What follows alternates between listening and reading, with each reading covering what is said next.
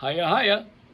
The Bird and I are waiting for that decision from the courtroom in Minneapolis, the Ben Crump show, uh, formerly called The Price is Right. He gets $200 million, for the two trials that he has so far. What? How many does he get? 400 million? Whatever it is, he gets half of their money, half of the money. Now, you wouldn't get that if you were an agent in Hollywood. And you couldn't be an agent and a manager at the same time. That was illegal back then. But I don't know about now. I mean, now anything goes. It seems like you can do whatever the heck you want to do. And if you don't like what's happening, then you call TMZ or one of the local gossip shows. Put it on television and make a big deal out of it. That's Ben Crump. He's on TV every day. I mean, they're in a courtroom, but you would never know that. The guy's he's on TV every day telling you what we ought to think. This is called a TV host. Who's going over to CNN? I guess they got one of Ted Cruz who's going over. Is it Tom Cruise? No, Ted Cruz. That's the wrong Cruz. They're going to be on cruise control at CNN. Now these guys they're all about fame and fortune. I mean the things that we want they gave themselves. The Senate and the Congress they gave themselves lifetime jobs, prestige, medical benefits, and travel and everything else that we all want. They gave to themselves. But we get a $1,400 check. That's just to keep quiet. But Ben Crump gets $200 million, boy, I'll tell you. So today they're going to make that choice. The jury will come out, and whatever way they go with this thing, it's going to make somebody mad. And the country should not be trying criminal cases on television because they get everybody crazy. I'm already crazy. I don't need any help. And the bird is, ouch, giving me a hickey again. We really are loving Ben Crump's personality, but come on, Morgan and Morgan ought to be Morgan, Morgan, and Crump, with the crumped up charges.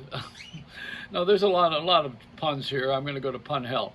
But the thing that we're looking at is television running out of steam.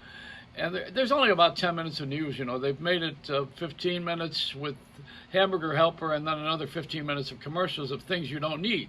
All the pharmaceuticals written in Latin that you don't understand unless you have the disease. All the cars that you don't need to buy because you already have one. And every single thing that they are selling that does not need results. I mean, Geico doesn't need to have results. They already got all the clients and customers. They're not looking for results.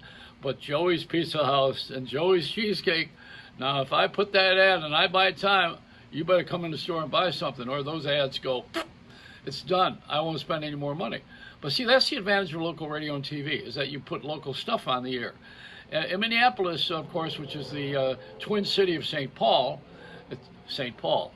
sounds very religious, doesn't it? They call it the Heartland because nobody's got a brain. That's why. No, but Minneapolis and St. Paul remind me of Sodom and Gomorrah, in the religious sense, people are afraid. They go to jail for sodomy. Well, what about Gomorrhese? How many people are suffering from Gomorrhese? They get the bum shaft. This is going to be a big argument tomorrow. My writers are Matthew, Mark, Luke, and John. That's right.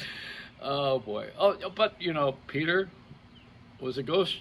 He had a ghostwriter with Mark. He did not write. Mark did not write that material. So there, how about this for an insight? It's a religious experience when you watch the show.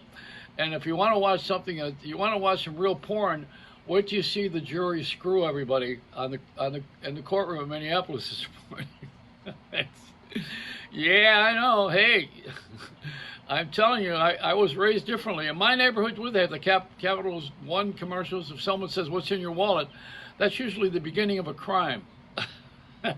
It's not a financial inquiry. It's a Reynolds Wrap.